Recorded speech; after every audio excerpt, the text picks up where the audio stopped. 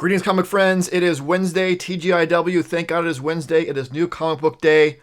I told you. It wasn't me. It wasn't my fault. There were a bunch of excuses. And it's just the way that things lined up. And it was bad luck and all that. And I am vindicated.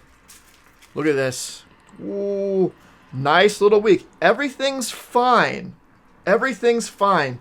This is 7 books,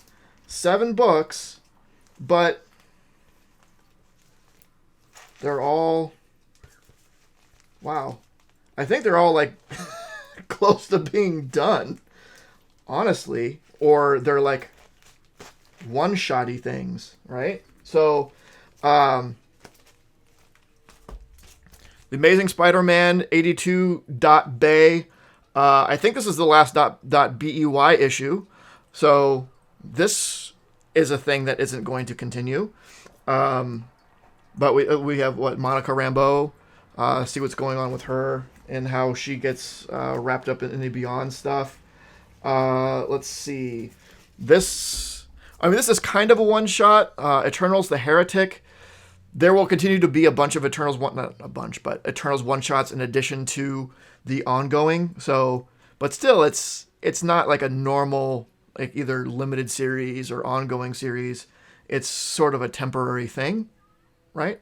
Anyway, I'm not sure.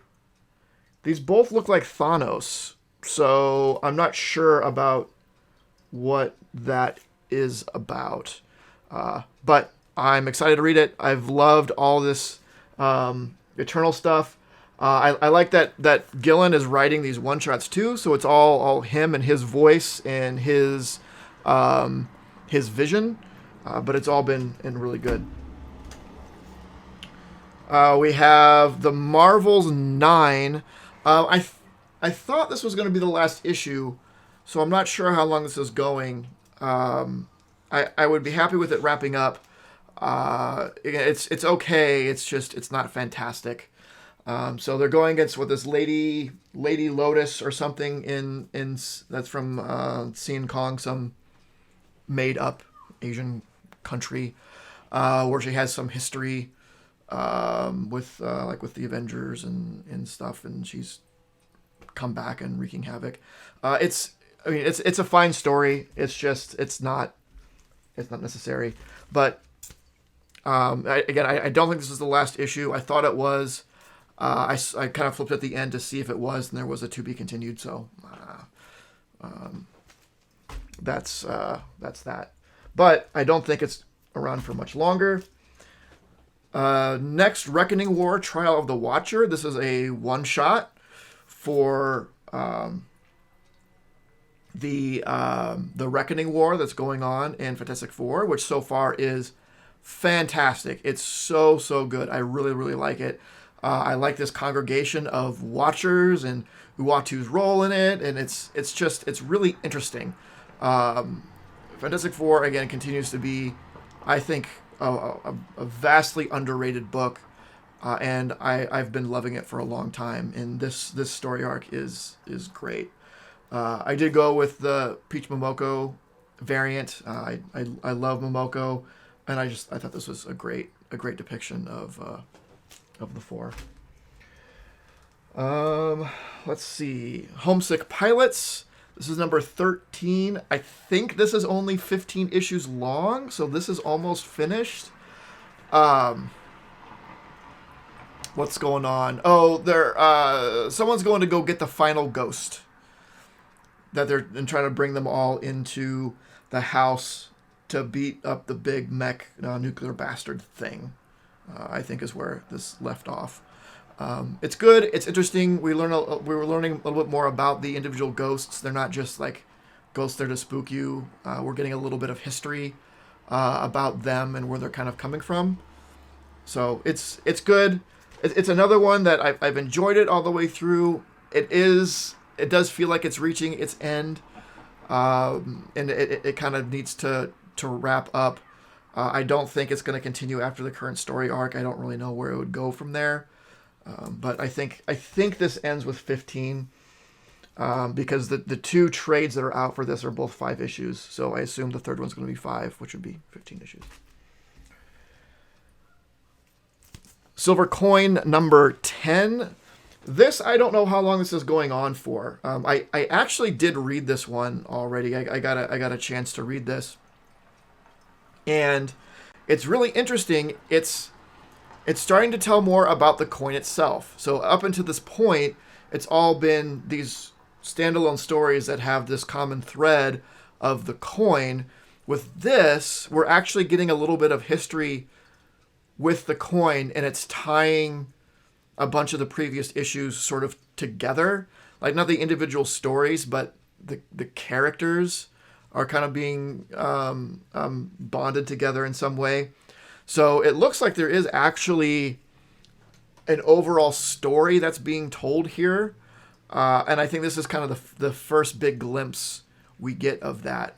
But it was really good. I've said Silver Coin, it's different artists or different creative teams for each issue.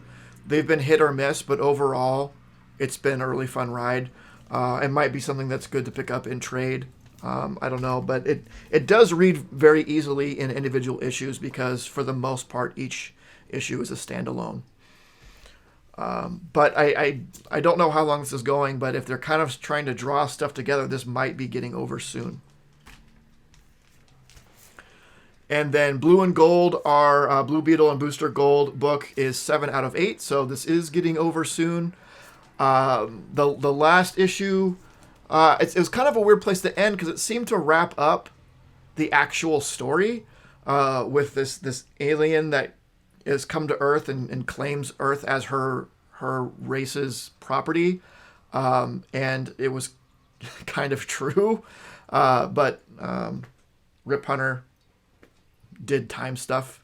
But at the end of the previous one, I don't remember this Blue Beetle's is his real name, but this newer Blue Beetle, this younger Blue Beetle, shows up. So I don't know, the last 2 issues are probably just going to be a little story surrounding him. Yeah, I can't remember his name. It's been a long time since I read something with him. I do like this Blue Beetle. I don't like him as much as Ted Kord. When this character was first created, was it around the New 52 or before New 52? I don't remember. It didn't really make a whole lot of sense. I thought there was a really good connection between the original Blue Beetle and this Blue Beetle, but as a character on his own, he was fine and interesting. So that's just those 7 books, and like I said, like for the most part, it was very possible that this could have been nothing, right? If I wasn't doing this, which will be over soon, I think this will be over soon. I think this will be over soon. This is a one-shot. This is over soon. This is a one-shot, and this is the last of those special Spider-Man issues. They're all kind of these weird issues. I did get one other thing, just because I get these as they come out. It's the next Hellblazer trade.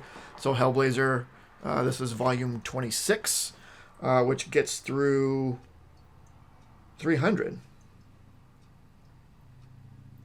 Isn't that the end? Let's see. Didn't it only last 300 issues?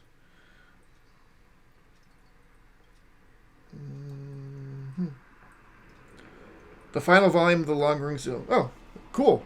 This is it. This is the end. Very cool. So I will have read all of Hellblazer after this.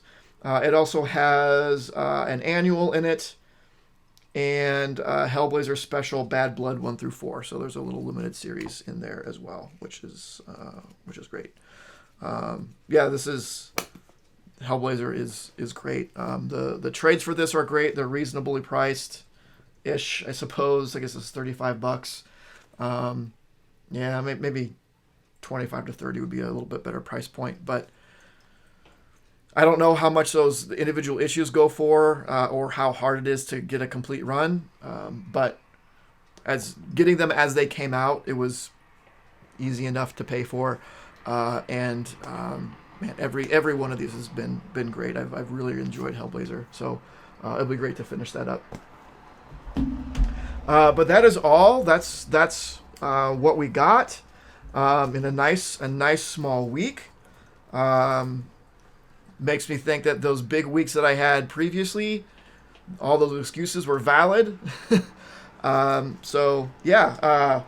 Also, I won't be posting for the next couple of weeks. I'm going to be going out of town. So, sorry. I guess when I come back, I'll have a big TGIW for probably 3 weeks worth of stuff. Yeah, that's pretty much it. So, like, comment, subscribe, do all that fun stuff. I will see you in a little bit. And of course, don't forget to make yours Titan. This video was brought to you by Titan Comic Pressing. Follow us on Facebook and Instagram at Titan Comic Pressing LLC.